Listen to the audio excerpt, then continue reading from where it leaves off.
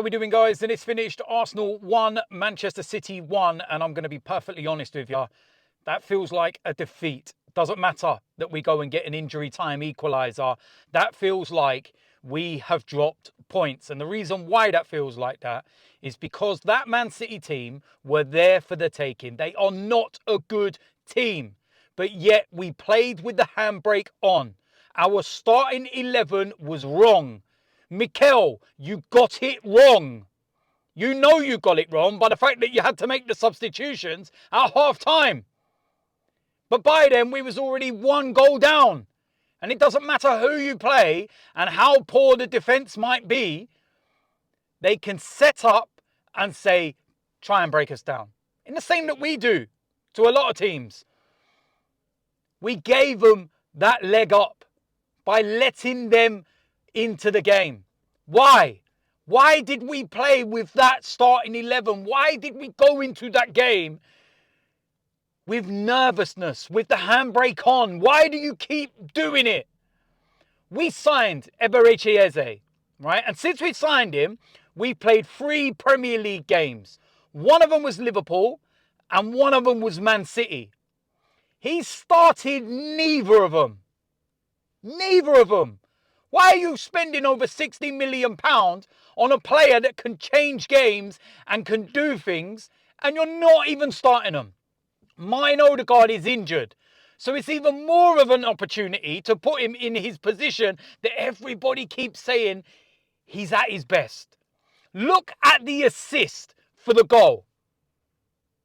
That's not just any pass. The finish from Martinelli was outstanding. But this is another thing as well. And I don't want to be too overly critical here towards Martinelli or the players or anything because they got that goal. You know what it's like. It's a moment. The crowd's going crazy. There's 7 minutes injury time. You just equalised. Go and get the ball out of the net. Get it, go back and win the game. And then you can celebrate. But why are we running off to the corner and celebrating? Get the ball. Go again.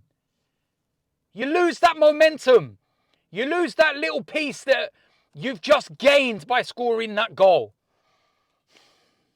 I'm so frustrated by that because, like I said, Man City are poor. They're a very, very bang average team.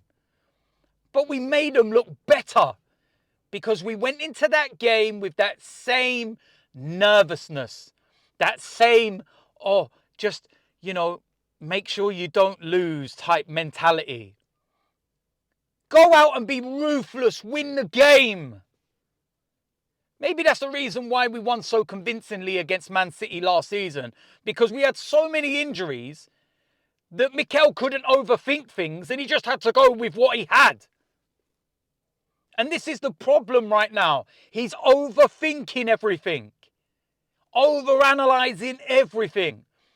What should I go with? What should I do? I don't know. And listen, if I'm wrong here, I'll admit I'm wrong, right? But why did Eze come on at half-time and Saka come on at half-time? Moreno come off, but then Madueke come off. Now, if he's injured, fair enough, okay? I understand the substitution because, if he's injured, he's injured. That's, simple as that. But everybody knows that you can't get a signal in the Emirates, so I have no idea whether he's injured or not. But if he wasn't, why was he taken off when he was our best player in the first half?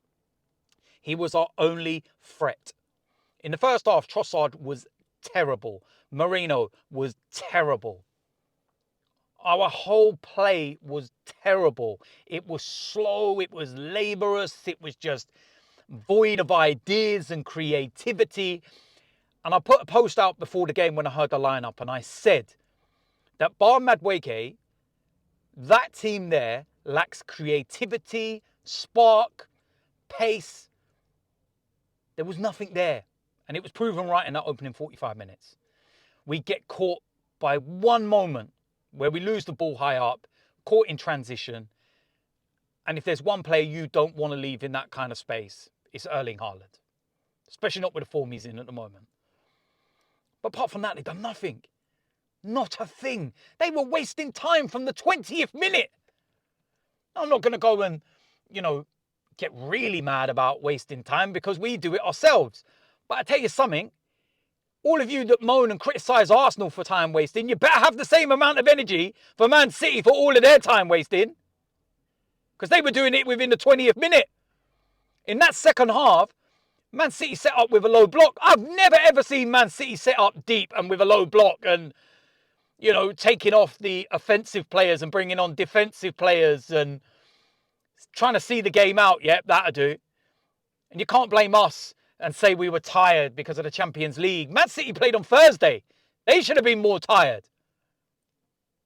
But again, you set up in a certain way and you will play a certain way. And that's exactly what happened. And I'll tell you something, what I noticed today. Going into the stadium, right? Everybody's got the team line up. And when you go to a match day, everybody's buzzing, everybody's excited, can't wait to get there. And then team news is announced. And there's that sense of, oh no. And everybody goes flat. And when I was in the stadium 10 minutes before kickoff, I was looking around and I was feeling what the atmosphere was like. And I was speaking to the guy next to me and I was like, feels flat. Doesn't feel that usual kind of, home game kind of vibe. There's just flat. And a lot of that is because everybody's there and talking about the lineup. And everybody's sitting there asking why we have gone with the starting 11 we have gone with. And that's the issue. Everybody's flat as soon as they walk into the stadium because they're immediately thinking, oh, what is that? What's that lineup? What are we doing? So what more can I say? Mikel, please take the handbrake off. Please take it off because today you cost us the win. It's as simple as that. I can't say much more than that. He cost us the win. In the same way, I think he cost us at Anfield. Negative approach. Let the handbrake off. Let these players play. Let them express themselves. We've already got the best defence in the league. Stop worrying about it.